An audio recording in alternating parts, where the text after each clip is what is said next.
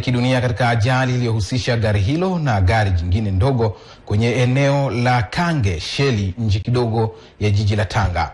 Basi lililohusika kwenye ajali hiyo ni lenye namba za usajili T142 DFB na gari ndogo Nissan Patrol namba T319 ACK lililokuwa likitokea Tanga kuelekea jijini Dar es Salaam.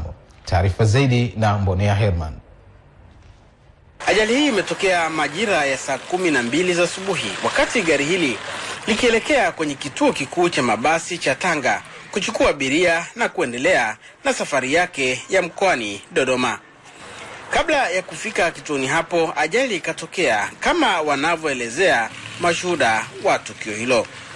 Kwamba nilikuwa niko nyuma ya hii gari, lakini ilinipita pale jeshini pale.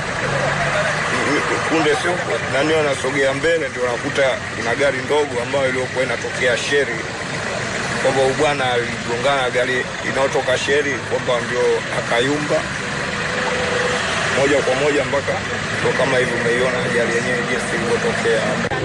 Ni mtu kwa makini, maybe kama angekuwa huyu angekuwa makini, angekuwa anakuja labda mwendo spidi ya kawaida, ungekuta labda ajali maybe isingetokea. Angeweza kumuona mtu ambaye anatoka pale kujaza mafuta na kumuona, ingekuwa ni simple tu kabisa kwa yeye kujamii na ajali.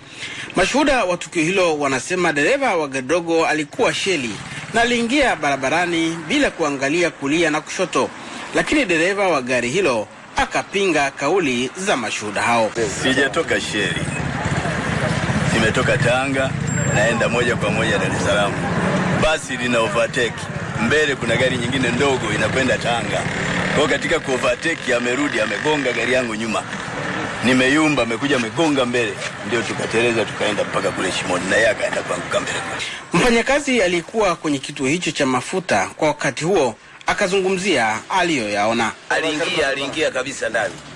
Sasa kutoka hapa Sheli kuingia barabara kubwa kuelekea Dar es Salaam inaonyesha labda kuangalia kulia kushoto, au alikisia kwamba ile gari iliko nitaweza kuingia katika line kwa usalama.